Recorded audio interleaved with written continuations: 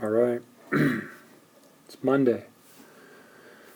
Now, I list this as day 28, but really it's 27, or week 15 of days that we met, because Wednesday we had bad weather and didn't have classes, but we can leave it 28.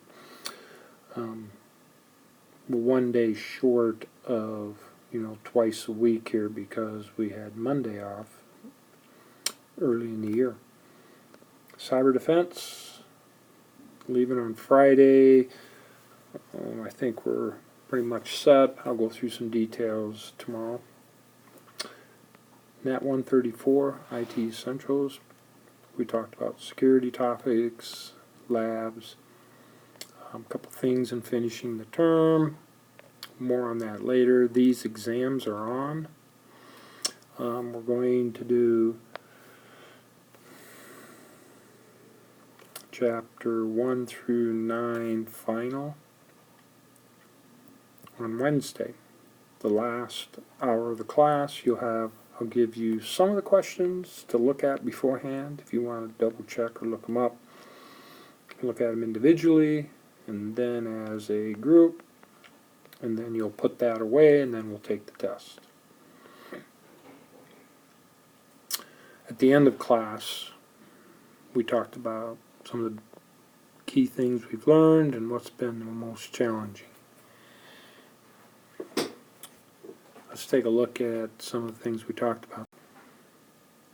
First thing we did was we reviewed some key concepts of things that we actually ended up doing in chapter 11. We had that large number of labs, 26 of them actually. So we talked about key things like understanding hardware. We have a processor, memory, and we have storage, I/O, and we're connected to a network. One way or another, it could be wired, or it could be wireless, and so forth. Talked a little bit about programs, executable programs, okay,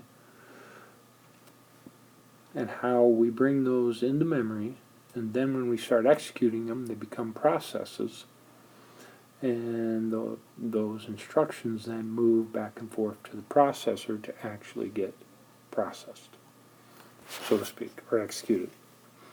And that's true of all technology. We have a certain chipset in the motherboard that allows us to make this work. We have operating systems and applications in order for that to work. So then we talked a little bit about software. We talked about system software, operating systems, and utilities, which was a huge part of what we did in chapters 10 and 11 and 12.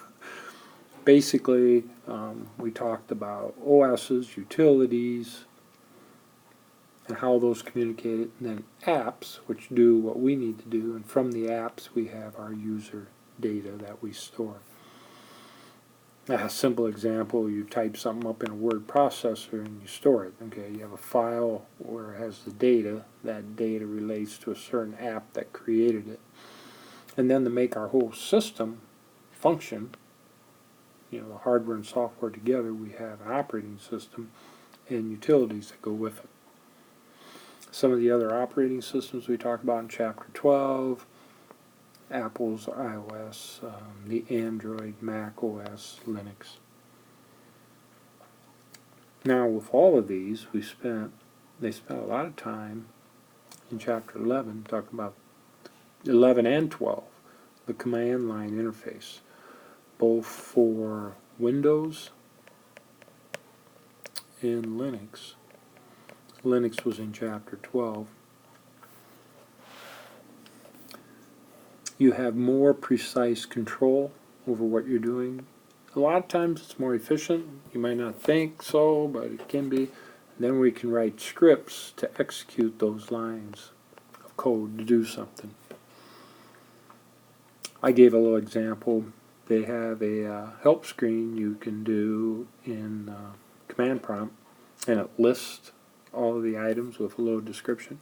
Well, you could take that and redirect it to a text file, and then you could take this text file if you want to and print it, and then you'd have a little printout of all those commands and some brief descriptions of them. That's a redirect It redirects the information from this file, puts it in this file. That works the same in Linux too. This is a redirect, and this appends the file that you redirected to. Had a couple comments. We talked about security policies and all kinds of policies that dictate what you can or can't do on either a specific computer or on a network, where your computers are connected, or even your devices connected. And then I also talked about a law about companies can't force you to bring items in for fear you might void the warranty. So I told the students they could look this up.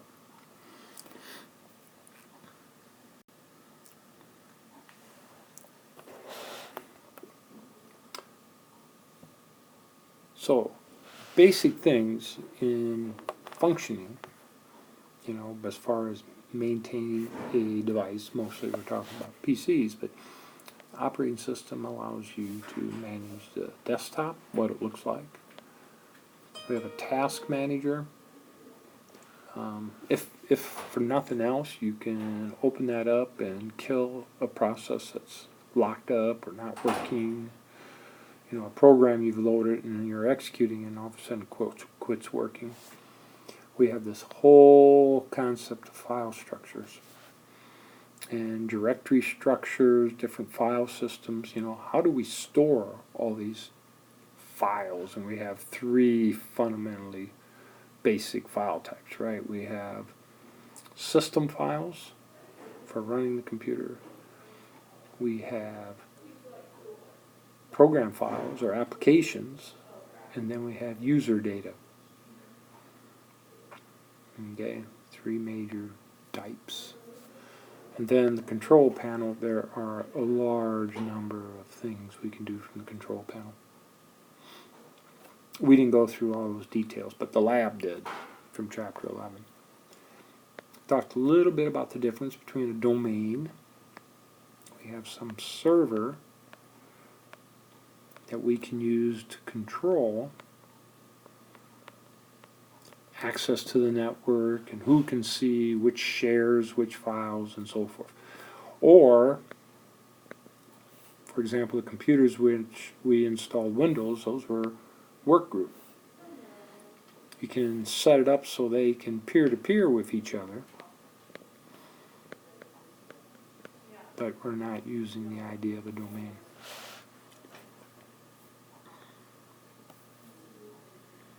And then there's the whole facet of how do we make these things linked together, wired or wireless. We have some fundamental protocols we should understand. DHCP, get IP addressing directly from a DHCP server.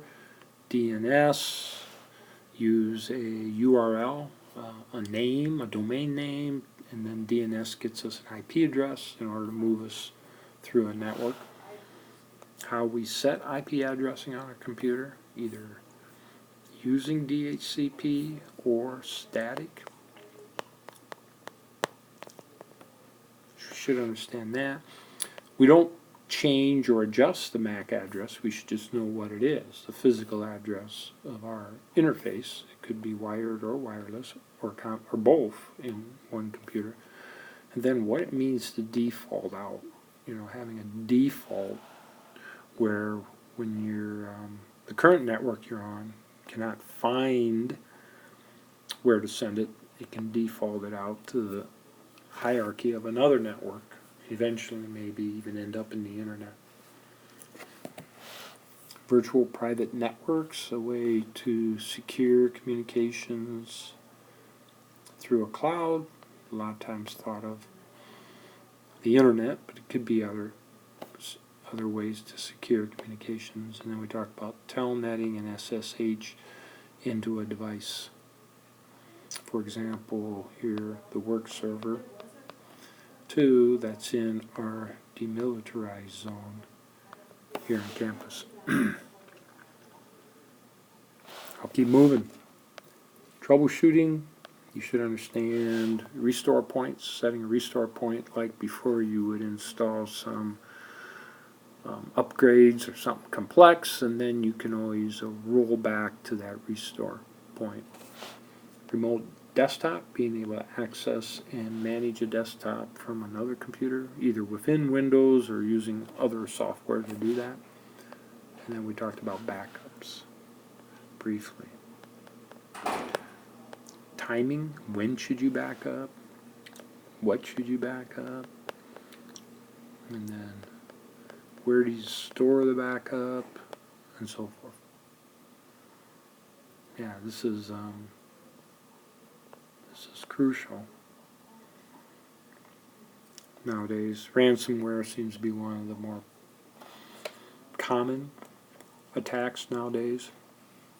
And so if you're not going to pay the ransom, or you can afford to, or whatever it is, you could clear everything and then use your backups and get up and going again. You want to make sure you test your backups by doing a restore, or testing how you would restore the information. Finally, the last slide.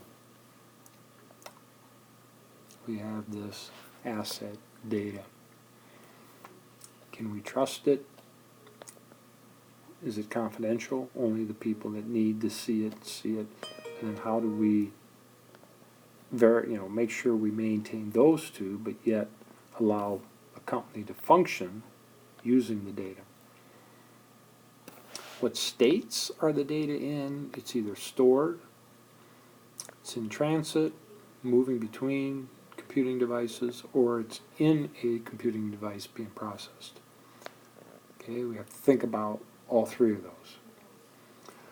How do we manage this? We have policies we talked about earlier, or guidelines, like acceptable use policy. When people use networking facilities here on campus, what's acceptable use? What should they do and what should they not be allowed to do? We have products and devices, software, endpoint security, signatures and definitions that, like virus software, can check to see if a file is malicious. What do we do if the system is infected? Quarantine the file, and then you want to check other files and see what damage it's done to your computer, then do another complete scan. And some of these things like endpoint security, they're way more involved, where they're using artificial intelligence to look at traffic coming in and out of a computer or a network and seeing, are there anything odd about the traffic?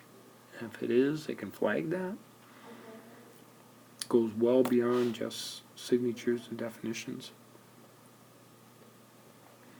Now, in security, your policy, in order to put the policy in place, you have procedures. You have resetting your password, or a procedure when you're going to edit some files, or procedures that allow you to or not to take files or use a thumb drive, and procedures on how to do your job when dealing with data.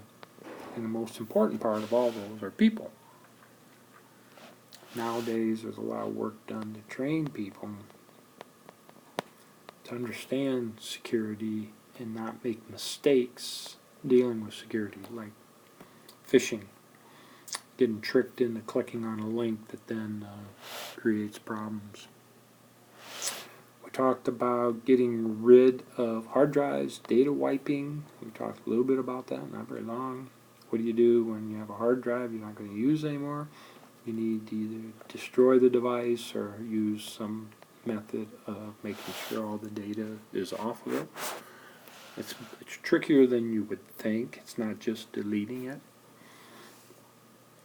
On Wednesday, we'll start talking a little bit more about web security and security in the browsers. Also on Wednesday,